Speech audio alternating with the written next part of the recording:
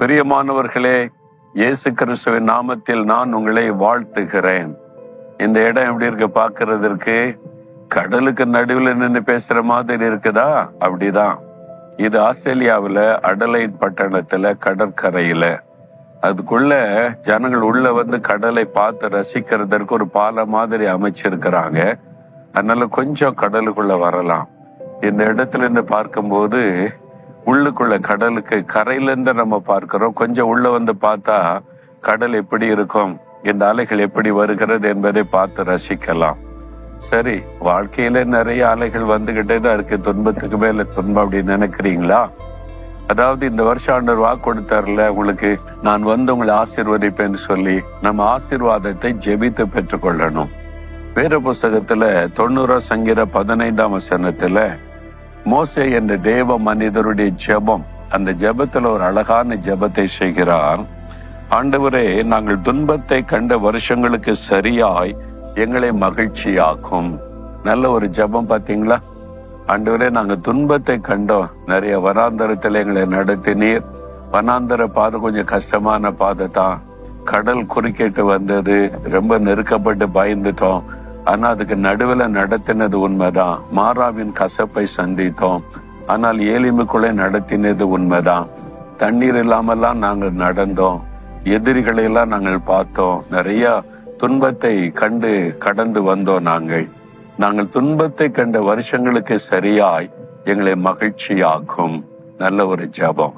நீங்க கடந்து வந்த பாதையில துன்பங்களை கடந்து வந்திருப்பீங்களே, துன்பங்களை கடந்து வர்றதுல ஒரு சந்தோஷம் இருக்குது. அப்பதான் தேவன் அதுக்கேற்ற பலனை, ஆசீர்வாதத்தை தரும்போது மகிழ்ந்து களி கூற முடியும். நான் இந்த ஊழிய பாதையை பார்க்கும்போது எத்தனையோ துன்பங்கள், ஆரம்ப காலத்தை நான் நினைத்து பார்க்கிறேன். துன்பத்தின் பாதையில கடந்து வந்திருக்கிறேன். உபத்திரவத்திலே, நெருக்கத்திலே, குறைவுகளிலே, பட்டினிகளிலே, பசியிலே அப்படி கடந்து வந்த நாட்களை நான் நினைத்து பார்க்கிறேன். அதற்கேற்ற பலனை இன்றைக்கு ஆண்டவர் அருளி செய்திருக்கிறார்.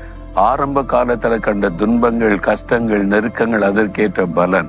ஒரு காலத்துல கையில காசு இல்லாததுனால, பஸ்ஸுக்கு காசு இல்லாதனால ஊழியத்தை முடிச்சுட்டு பல மைல் நான் நடந்திருக்கிறேன். கையில ஒரு 10 பைசா இல்லாததுனால ஒரு டீ, காஃபி கூட வாங்கி குடிக்க முடியாம வெறும் குழாய் தண்ணீரை குடித்து கொண்டு பல மைல் நடந்திருக்கிறேன். அந்த பாதையில எல்லாம் கர்த்தர் நடத்தினார். ஒரே ஒரு பேண்ட், 2 ஷர்ட் தான் இருக்கும். காலையில துவைச்சு போட்டு, காய போட்டு, சாயங்காலத்துல அதை போட்டுக்கொண்டு ஊழியத்திற்கு போன நாட்கள் உண்டு. தேவன் இந்த துன்பத்தின் பாதையிலே நடத்தினார். ஆனால் இன்றைக்கு அப்படி இல்லை. இன்றைக்கு அப்படி இருக்குன்னு அவசியம் இல்லைல்ல. அந்த காலத்தை கடந்து வந்துட்டோம். உங்க வாழ்க்கையிலையும் நீங்க துன்பத்தை கண்ட நாட்கள் உண்டு. குடும்பத்துல, பிசினஸ்ல, ஊழியத்துல, உங்களுடைய வேலையில, என்றைக்குமே அதுல நீங்க நிலைத்திருக்க போவது இல்லை. இந்த மோசையை போல ஜெபம் பண்ணுங்க. ஆண்டவரே, நாங்கள் துன்பத்தை கண்ட வருஷங்களுக்கு பலனாய் எங்களை மகிழ்ச்சியாக்கும். நீங்க ஜெபிச்சீங்கன்னா அதே மாதிரி கர்த்தர் செய்வார். இந்த மாதிரி ஆசீர்வாதத்தை ஜெபித்து நீங்கள் சுதந்திரித்து கொள்ள வேண்டும். ஜெபிக்கிறீங்களா? அப்படியே ஆண்டவருடைய சமூகத்தில், ஆண்டவரே, நாங்கள் துன்பத்தை கண்ட வருஷங்களுக்கு சரியாய் எங்களை மகிழ்ச்சியாக்கும். துன்பத்தை கண்ட வருஷங்களுக்கு பலனாய் எங்களை மகிழ்ச்சியாக்கும். இன்றைக்கு அந்த ஆசீர்வாதத்தை, மகிழ்ச்சியை காண செய்யும். இயேசு கிறிஸ்துவின் நாமத்தில் ஆமேன், ஆமேன்.